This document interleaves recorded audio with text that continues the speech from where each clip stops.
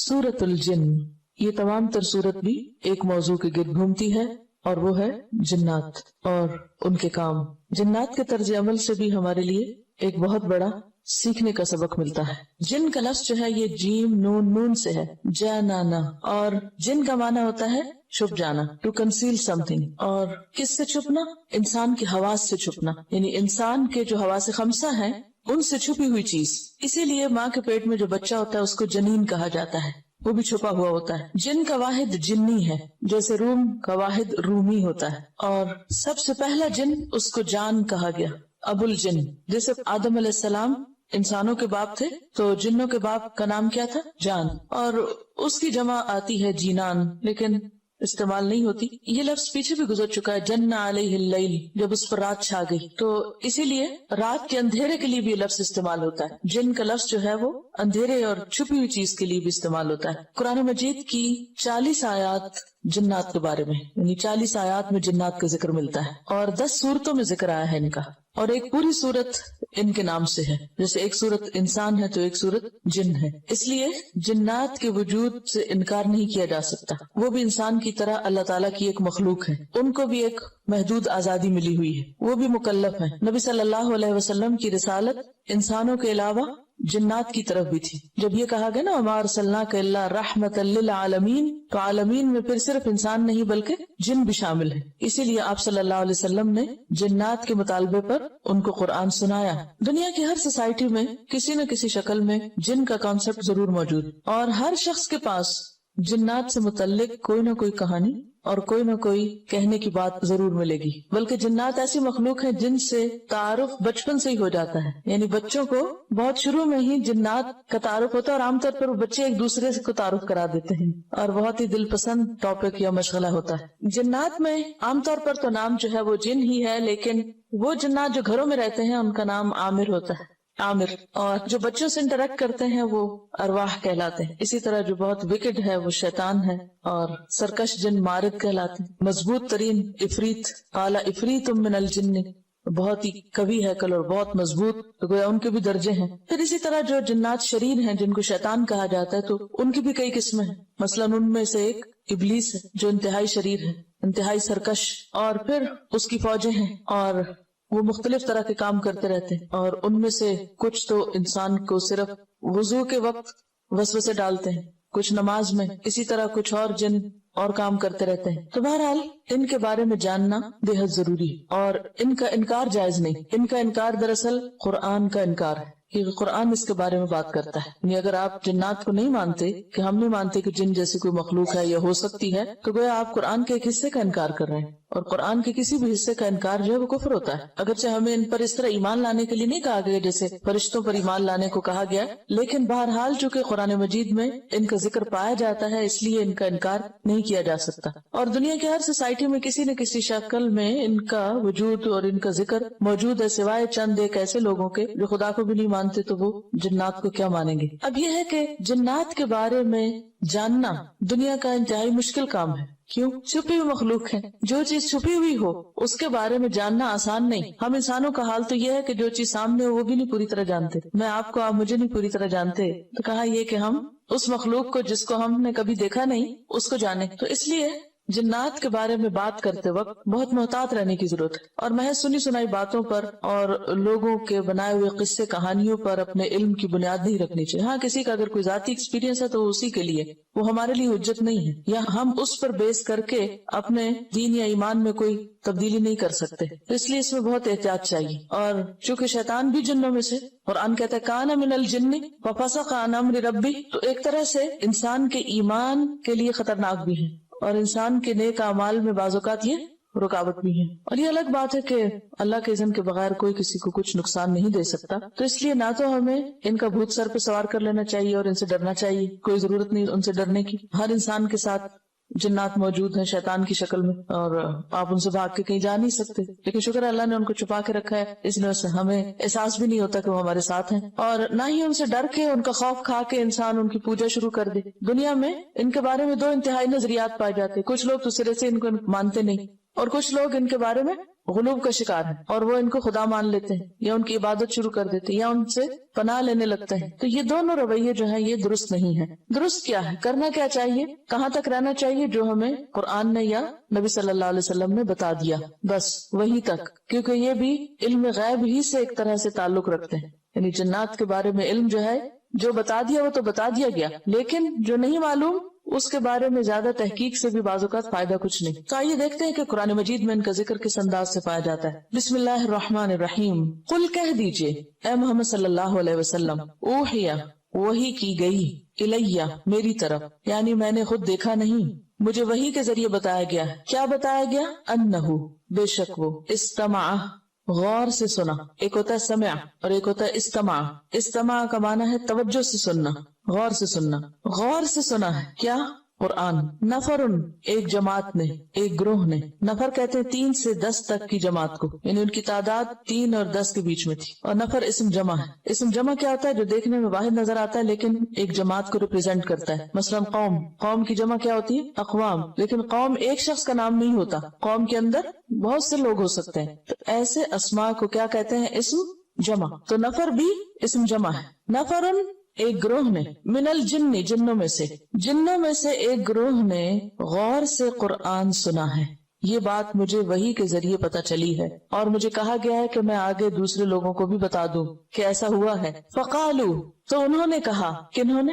جنوں نے. انا سمعنا بے شک ہم نے سنا ہے. کیا؟ قرآنن قرآن. عجبا عجیب, حیران کن. ہم نے ایک عجیب قرآن سنا ہے.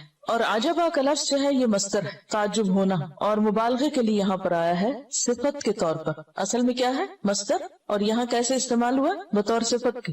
مصدر جب صفت بن کے آتا ہے تو اس میں بہت مبالغہ پایا جاتا ہے, یعنی بہت ہی زیادہ حیران کن. اور یہ حقیقت ہے کہ قرآن اپنے نظم کے اعتبار سے, الفاظ کے اعتبار سے, معنی کے اعتبار سے, فصاحت کے اعتبار سے تمام کلاموں سے جدا ہے, بالکل ایک الگ چیز, کوئی اس کی مثال ہی نہیں. دنیا میں کوئی اور تحریر, کوئی تقریر, کوئی کسی کی بات, کلام, شعر, کچھ بھی اس کے برابر نہیں. اور جنہوں نے پہلی دفعہ سن کر یہ گواہی دے دی, انا سمعنا قرآنا عجبا, کہ ہم نے ایک بہت عجیب قرآن, یعنی حیرت انگیز. عجیب ہمارے یہاں اردو میں ذرا نیگیٹو معنی میں بھی آتا ہے, تو یہاں معنی کیا کریں گے؟ حیرت انگیز. حیرت انگیز قرآن سنا ہے. اب یہ واقعہ کہاں پیش آیا, کب سنا؟ اس کے بارے میں صحیحین میں ایک روایت آتی ہے ابن عباس کی کہ نبی صلی اللہ علیہ وسلم تبلیغ کی غرض سے اپنے صحابہ کی ایک جماعت کے ساتھ اوکاز کے بازار کی طرف گئے. اوکاز اور ظلم جنہ, یہاں میلے لگتے تھے, بازار لگتے تھے جس میں بہت بزنس ہوتا تھا, اور اس کے علاوہ کھانے پینے کا سامان بھی ہوتا اور شعر و شاعری کی مجلسیں بھی ہوتی. تو نبی صلی اللہ علیہ وسلم ایسی جگہوں پر جا کر تبلیغ کیا کرتے تھے, یعنی جہاں لوگ پائے جاتے وہیں آپ جاتے اور وہیں بات سناتے. تو آپ اوکاز کے بازار کی طرف روانہ ہوئے. یہ وہ وقت تھا جب جنات کا آسمان کی طرف پرواز کرنا بند ہو گیا تھا, یعنی اوپر نہیں جا سکتے تھے. وہ آسمان کے قریب جانے کی کوشش کرتے تو شہاب ثاقب ان کا تعاقب کرتے.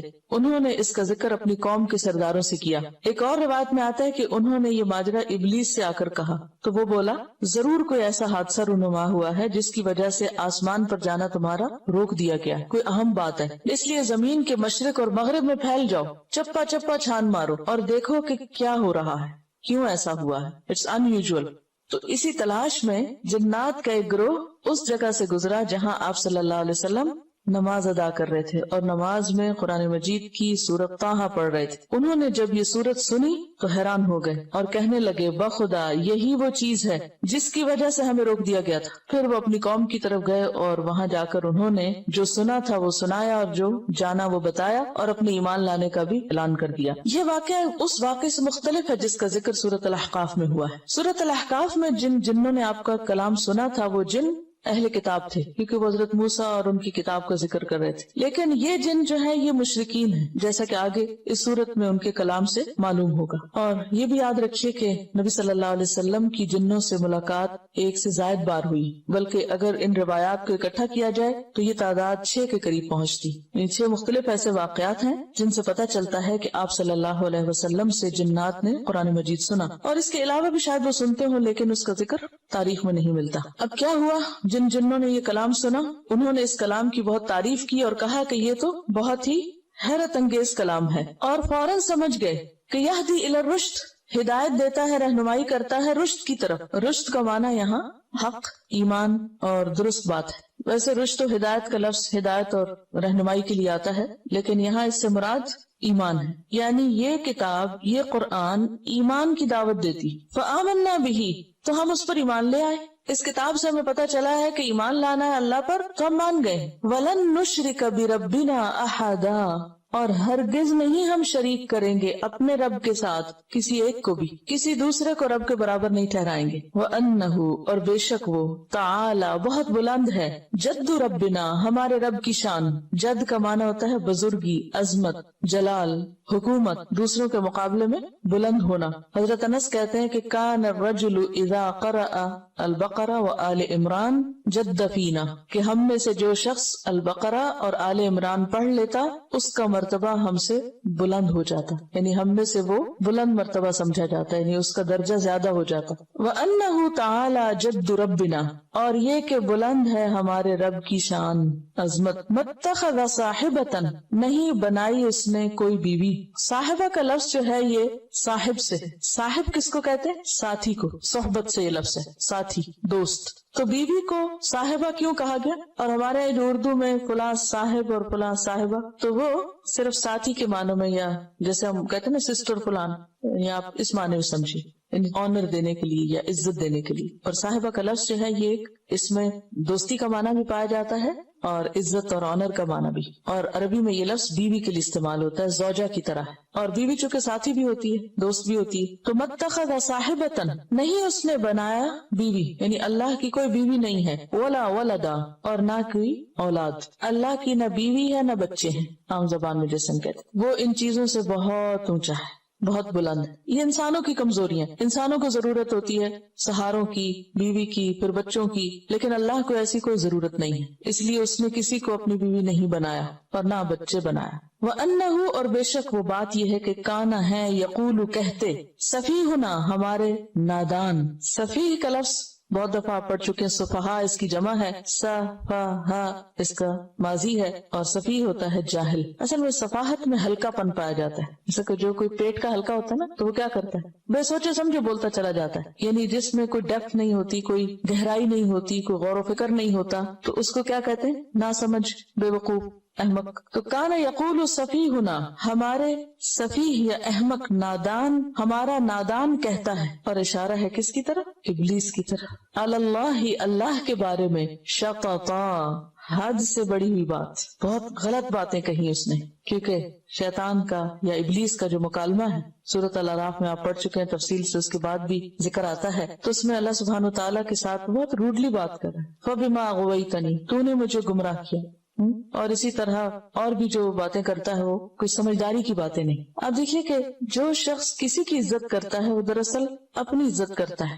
کیوں کہتے ہیں کہ اپنی عزت اپنے ہاتھ میں ہوتی؟ جب آپ کسی کو عزت دیتے ہیں تو دراصل دوسرے کے دل میں اپنی عزت اور جگہ اور مقام بناتے ہیں. اور اگر آپ کسی کی بے عزتی کرنے پہ تل جائیں تو دراصل اپنی عزت کو بھی نیلام کر رہے ہوتے ہیں. تو یہاں پر ابلیس نے جو کچھ اللہ سبحانہ و تعالیٰ کی شان میں، اتنی بلند ہے اس کی شان جس کا یہ اعتراف بھی کر رہے ہیں، تعالی جد ربنا. اور ہم بھی ہر نماز میں شروع میں جو دعا پڑھتے ہیں اس میں الفاظ ادا کرتے ہیں، وتعالی جد کا، اقرار کرتے ہیں کہ اللہ تیری شان بہت بلند ہے. تو یہاں بھی اللہ کی شان تو بلند ہے، لیکن جو لوگ اللہ کی عظمت نہیں پہچانتے، اللہ کی قدر نہیں جانتے، وہ اللہ کے بارے میں ناروا باتیں کرتے ہیں. اور ایسے سارے لوگ کیا ہیں؟ ناسمجھ ہیں. اور سب سے پہلے اس ناسمجھی کا ثبوت ابلیس نے دیا تھا، کیونکہ فرشتے تو بہت ادب احترام کے ساتھ بات کر رہے تھے اللہ تعالیٰ. وَنَحْنُ نُسَبِّحُ بِحَمْدِكَ وَنُقَدِّسُ لَكَ، اس کے مقابلے میں ابلیس نے غلط قسم کی باتیں کی. تو چونکہ یہاں سفیہ واحد ہے، وَأَنَّهُ كَانَ بھی واحد ہے، یقول بھی واحد ہے، سفیہ بھی واحد ہے، تو اس لیے مراد اس سے ابلیس ہے. اور پھر ابلیس کے بعد اس کے فالوور سارے آ جاتے ہیں اس میں، عمومی معنی میں سارے ہی ایسے ہیں جو بھی ایسی بات کرے. وَأَنَّهُ كَانَ يَقُولُ سَفِيهُنَا عَلَى اللَّهِ شَطَطًا، اور بے شک ہمارا احمق یا نادان اللہ کے بارے میں حد سے بڑھی ہوئی باتیں کرتا ہے. شطط کہتے ہیں حد سے آگے بڑھنے کو۔ اب یہ ساری گفتگو جنات کی ہے، جس کو وحی کے ذریعے آپ صلی اللہ علیہ وسلم تک پہنچایا گیا، اور آپ نے اسے پھر ہم تک پہنچایا، یعنی بات پہلے آپ کو بتائی گئی، پھر آپ نے آگے بتائی۔ تو ہمیں پتا چلا کہ جنات نے قرآن سن کر کن خیالات کا اظہار کیا، اپنے کون سے تاثرات بیان کیے۔ جیسے آپ لوگ بھی قرآن سنتے ہیں، کوئی سورت پڑھتے ہیں، تو پھر آپ گھر جا کر یا راستے میں یا کسی سے فون پر یا لکھ کر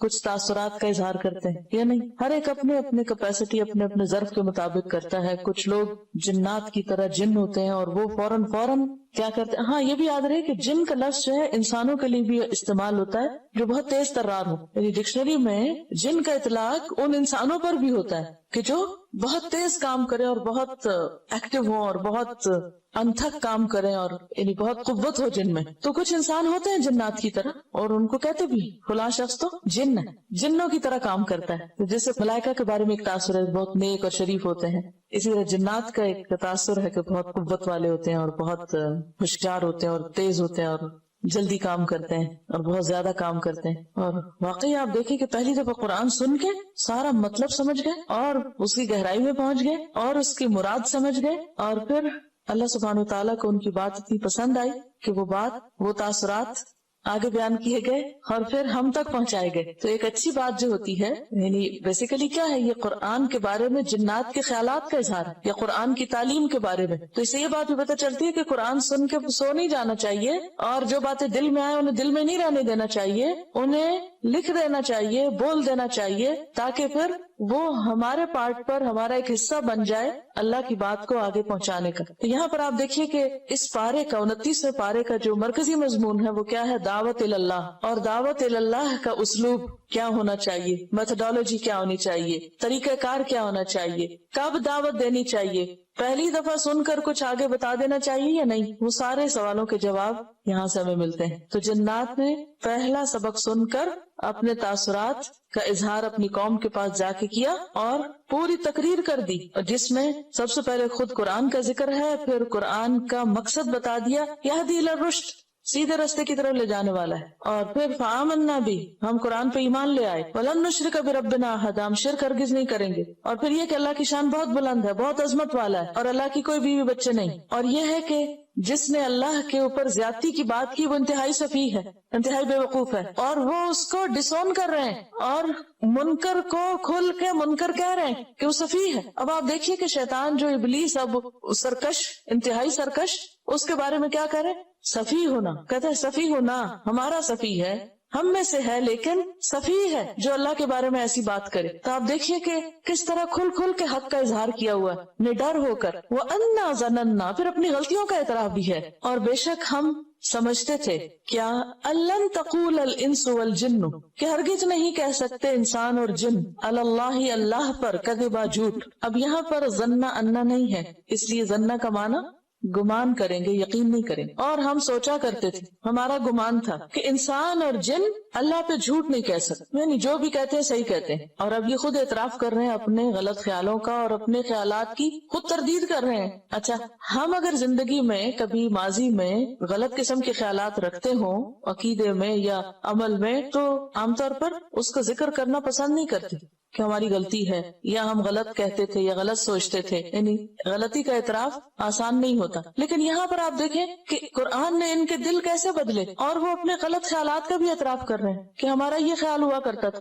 ہم کس قدر ناسمجھ تھے۔ وَأَنَّهُ كَانَ رِجَالٌ مِّنَ الْإِنسِ، اور بے شک وہ تھے کچھ مرد انسانوں میں سے، رجال من الانس، کیونکہ کچھ رجال من الجن ہوتے ہیں، کیونکہ جنوں میں مذکر مؤنث دونوں ہوتے ہیں، تو یہاں رجال کا لفظ انس کے رجال کے لیے ہے۔ انسانوں میں سے کچھ مرد یعوذون، پناہ لیا کرتے تھے، برجال من الجن، جنوں میں سے مردوں کی، یعنی انسانوں میں سے کچھ لوگ جنوں میں سے کچھ لوگوں کی پناہ لیتے تھے، ان سے ڈرتے تھے اور ان سے ریکویسٹ کرتے کہ ہمیں پناہ دی جائے۔ عام طور پر عربوں کا طریقہ یہ تھا کہ صحرا میں سفر کرتے، جنگلوں میں جاتے، آبادیاں بہت دور دور تھی اور سفر لمبے تھے، تو راستے میں اگر کہیں رات گزارنی پڑتی اور جہاں وہ رکتے تو وہاں ان کو ڈر ہوتا کہ یہاں جن ہوں گے اور مختلف طرح کی اور نقصان دینے والی چیزیں ہوں گی، تو وہ کیا کرتے؟ سارے شر سے بچنے کے لیے جنوں کی پناہ مانگتے کہ میں اس وادی کے رب جن کی پناہ لیتا ہوں، وہ میری حفاظت کرے تاکہ مجھے کوئی نقصان نہ پہنچے۔ تو اس کی طرف یہاں اشارہ ہے۔ اللہ کے سوا کسی سے پناہ لینا سب شرک، صرف اللہ ہی ہے جو پناہ دے سکتا ہے۔ اور یہ جو یعوذون کا لفظ ہے نا، عین واو ذال سے، عاذ یعوذ کا معنی ہوتا ہے کسی کی پناہ طلب کرنا، اسی سے لفظ تعویذ ہے۔ یہ جو تعویذ لکھتے لکھاتے ہیں نا، اگر اللہ کے علاوہ کسی اور کی مدد مانگی جائے، خواہ کوئی فرشتہ ہو خواہ کوئی جن ہو، تو شرک ہے۔ لہٰذا ایسے تعویذ لکھے ہوئے جن کے اوپر نمبرز ہوتے ہیں اور کوئی پتہ نہیں چلتا کہ اس سے مراد کیا ہے، اور بعض آپ نے اگر کبھی دیکھے ہو تعویذ تو ان کے اوپر عجیب و غریب جنوں کے نام اور عجیب و غریب قسم کے لفظ لکھے ہوئے ہوتے ہیں، اور جن سے مراد کچھ ارواح